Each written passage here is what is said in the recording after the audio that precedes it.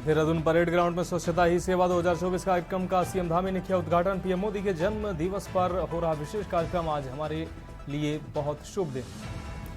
प्रदेश में आयुर्वेद को बढ़ावा देने के लिए बनेंगे 13 मॉडल आयुष ग्राम, लगेंगे नियमित शिविर। प्रदेश में भूस्खलन से 245 सड़कें बंद, सीएम धामी ने दिया 2 दिन में खोलने का अल्टीमेटम।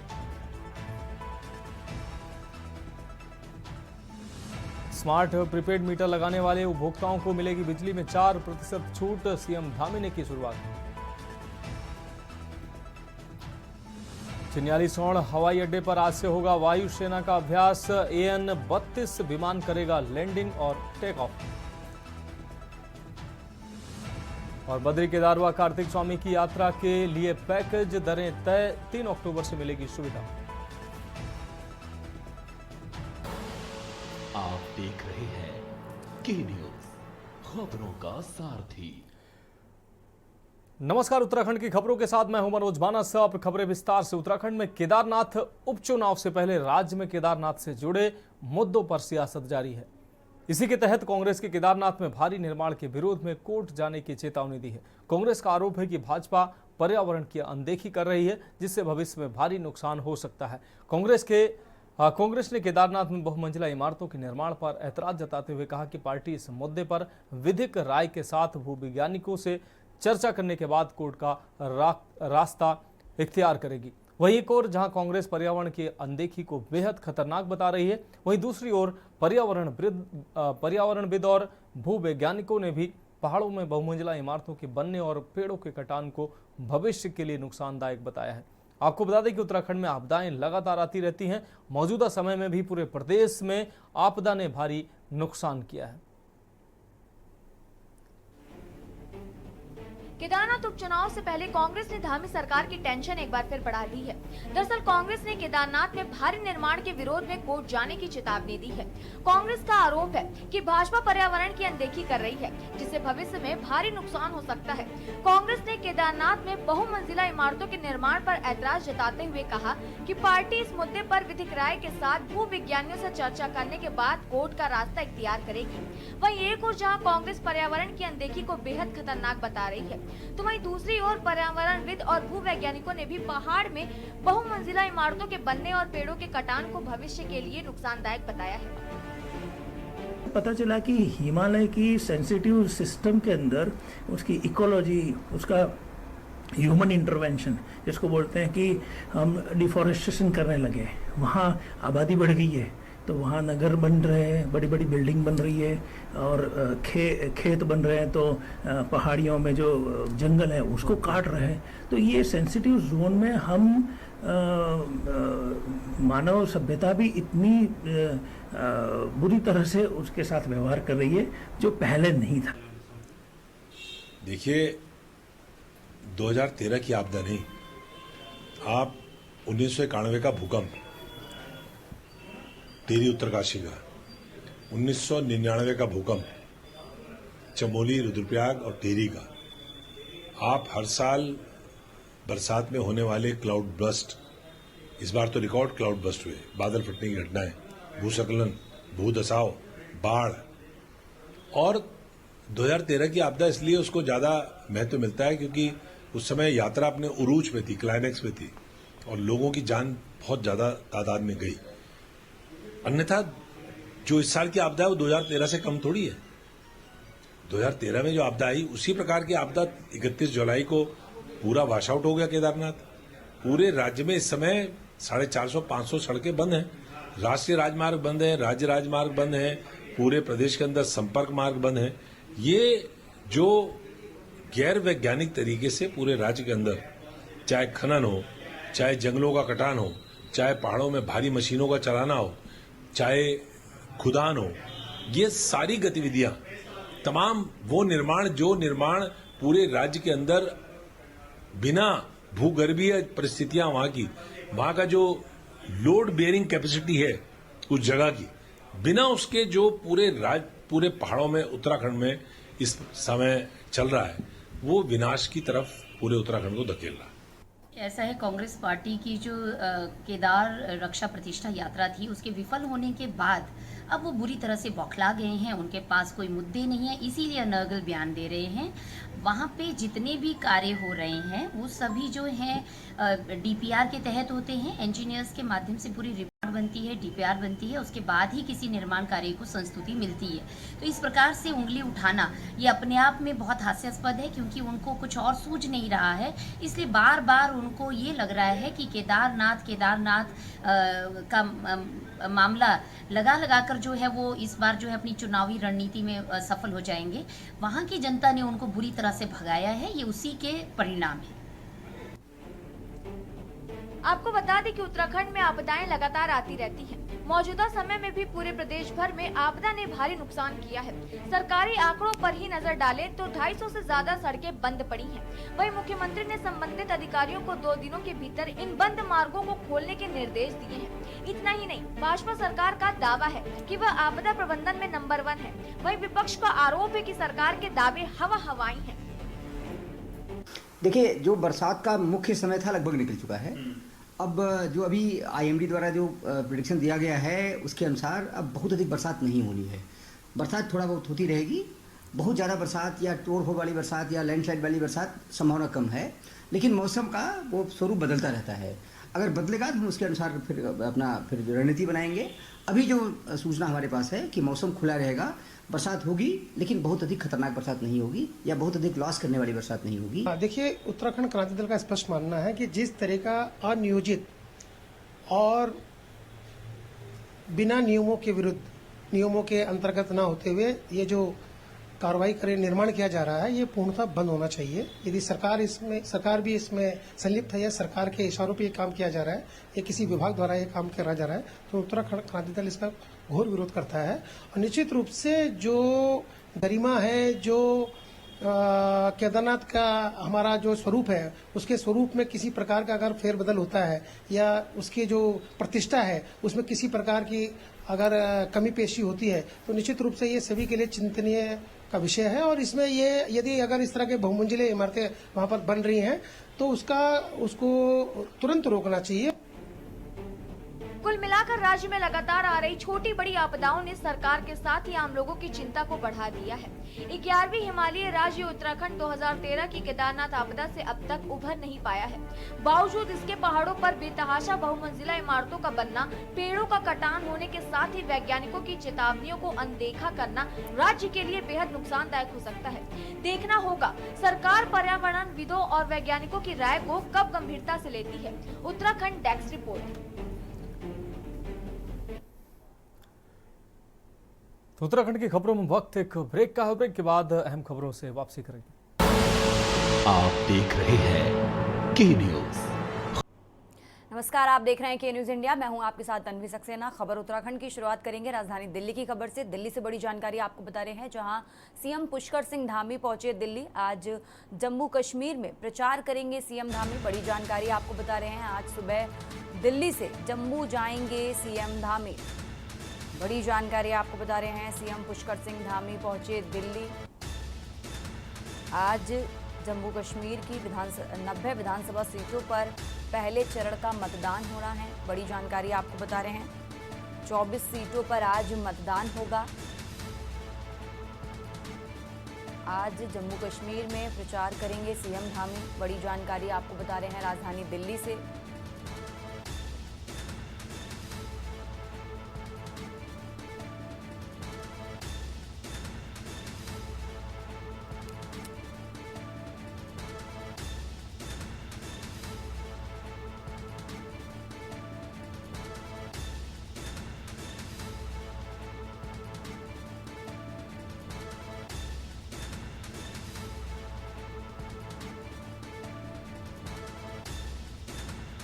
राजधानी दिल्ली से बड़ी जानकारी आपको बता रहे हैं, सीएम पुष्कर सिंह धामी पहुंचे दिल्ली।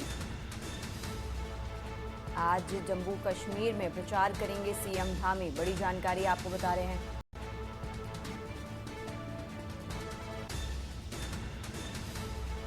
बढ़ते आगे खबरों में, और अब खबर आपको हल्द्वानी से बता रहे हैं, जहां हल्द्वानी की सबसे प्राचीन रामलीला की शुरुआत होने वाली है। बड़ी जानकारी आपको हल्द्वानी से बता रहे हैं। हल्द्वानी की सबसे प्राचीन रामलीला की शुरुआत हो चुकी है और रामलीला मैदान में तैयारियां बड़े ज़ोरों शोरों से चल रही हैं।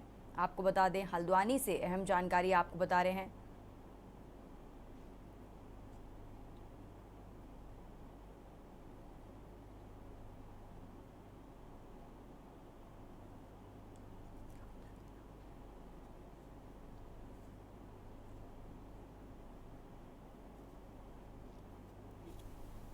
अभी तो श्राद्ध चल रहे हैं। श्राद्ध पक्ष के बाद सीधे सीधे नवरात्रि आएंगे, उसमें रामलीलाएं होंगी। परंपरा के अनुसार यहाँ जो हल्द्वानी की रामलीला होती है, बहुत बड़ी रामलीला मैदान में, उसका झंडारोहण आज कर दिया जाता है, जिसे ध्वज आरोहण कहते हैं। तो ध्वज आज ही फहरा दिया जाता है ताकि अला बलाएं कोई भी ना आने पाए और बजरंगबली साक्षात यहाँ पर उपस्थित रहते हैं, ऐसी मान्यता है। यानी कि जो प्राचीनतम रामलीलाओं में से एक जो हमारे रामलीला मैदान की रामलीला है, उसका आज ध्वज स्थापना की गई है। 29 तारीख से हमारी दिन की लीला प्रारंभ होगी। उसके बाद 3 अक्टूबर से रात्रि की भी लीला प्रारंभ होगी और हर वर्ष की भांति इस बार भी भव्य रूप से इसका आयोजन किया जाएगा। ये सर्वप्रथम रामलीला का प्रारंभ है। आज हमारा रामलीला का प्रारंभ ध्वज स्थापना से प्रारंभ होता है और जो हमारी रामलीला का प्रारंभ है वो श्राद्ध में ही प्रारंभ होती है। 29 तारीख से हमारी 29 सितंबर से रामलीला का प्रारंभ होगा और 12 अक्टूबर को दशहरे के दिन सुंदर भव्यताओं के साथ इस बार बहुत बढ़िया यहाँ पर संचालन देखने को मिलेगा।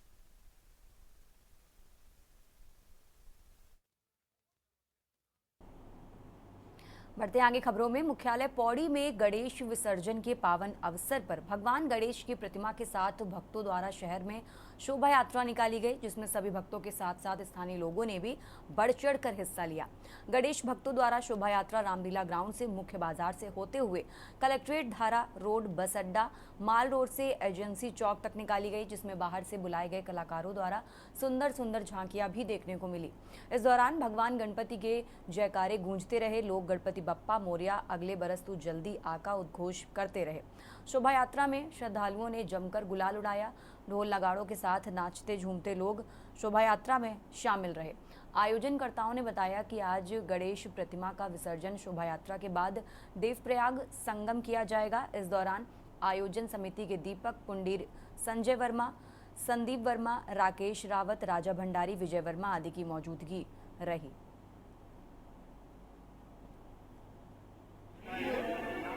जितने भी हमारे भाई लोग हैं, ये सारे उत्तराखंड के भी इसमें सहयोग कर रहे हैं, सभी लोग हैं ये पे।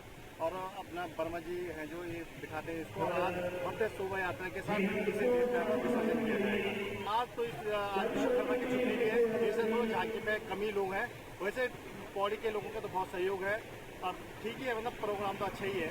देखिए, व्यापार सभा हर उस आयोजन में शामिल होती है जो कि व्यापारियों को इस तरह से व्यापार बढ़ाने के संबंध में, जहाँ पे उनको लगता है कि इन आयोजनों से पौड़ी के व्यापार और लोगों का आगमन होता है, पौड़ी में कोई नए नए प्रोग्राम होता है, तो उसमें हर जगह व्यापार सभा बढ़ चढ़ कर हिस्सा लेती है।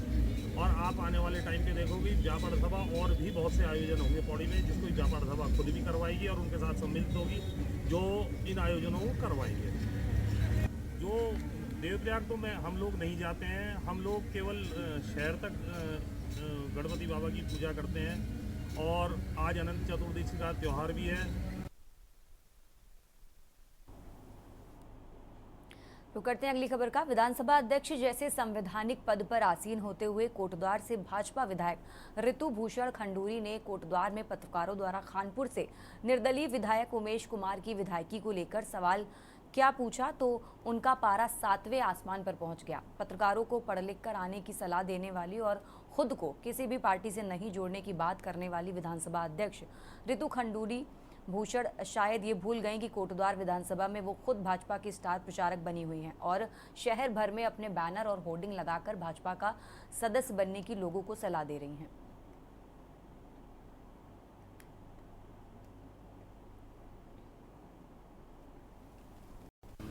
देखिए, पहले आप लोग थोड़ा सा पढ़ाई लिखाई भी कर ही लीजिए। जब तक कि नहीं, मैं संज्ञान नहीं ले सकती हूँ, मैं न्यूट्रल पद पर बैठी हूँ। और जब उन्होंने मीडिया के सामने ये बात कही है तो शायद सरकार को भी संज्ञान लेना चाहिए। एज अ स्पीकर मेरे को जो करना था वहाँ पर मैंने किया। अगर कोई उठाता, अगर ऑपोजिशन से कोई उठाता या पक्ष से कोई उठाता तो ज़रूर मैं संज्ञान लेती, लेकिन क्योंकि किसी ने नहीं उठाया इसलिए मैंने संज्ञान नहीं लिया। तो उनका जो पद है विधानसभा अध्यक्ष जी का, जो हमारे यहाँ की विधायक है कोर्टन जी, वो विधानसभा अध्यक्ष है, उनको वो एक संवैधानिक पद पर बैठी हैं।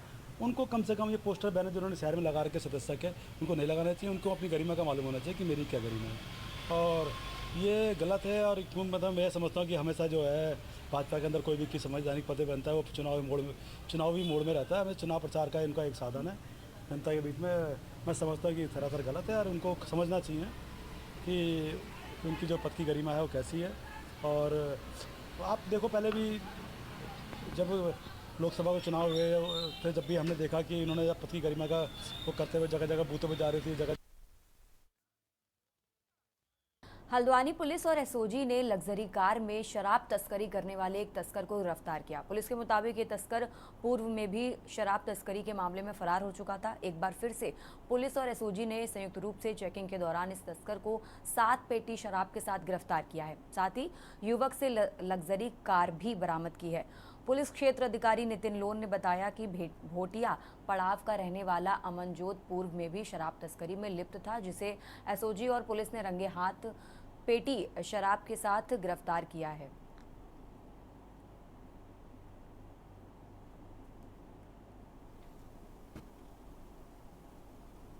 इसमें हमारे माननीय मुख्यमंत्री महोदय का जो विजन है 2025 का, कि नशा मुक्त उत्तराखंड करने का, उसी पे सारा फोकस है हमारा। इसी के तहत जो एनडीपीएस जो एक्ट है उसके तहत भी कार्रवाई की जा रही है। जितने भी ड्रग्स हैं, चाहे चरस स्मैक हो, इनके खिलाफ भी कड़ा से कड़ा एक्शन लिया जा रहा है। इसके साथ साथ जो एक्साइज के हैं, जो शराब संबंधी जितने भी मामले होते हैं, इसमें भी तुरंत कार्रवाई की जा रही है।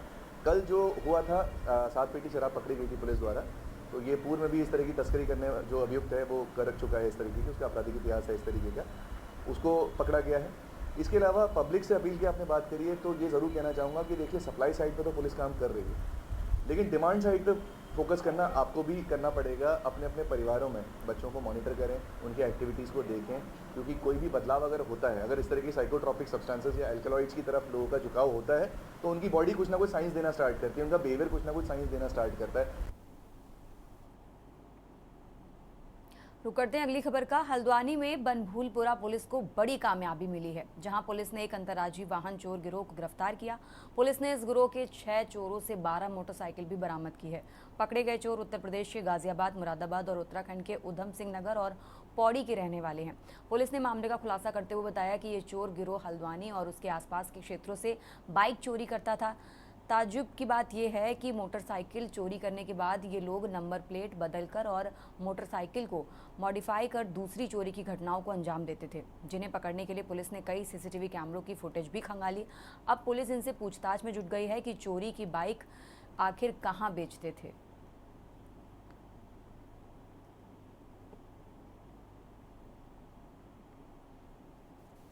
पिछले दिनों हल्द्वानी शहर में कुछ चोरी की घटनाएं हुई थी, जिसमें बाइक चोरी के मामले सामने आए।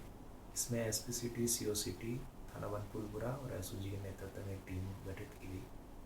आज इस टीम के द्वारा एक बाइक चोरी का गैंग का अनावरण किया है, जिसमें 6 बाइक चोर पकड़े हैं। इनके कब्जे से 12 बाइकें बरामद हुई है, जो इन्होंने अलग अलग क्षेत्रों से चुराई है।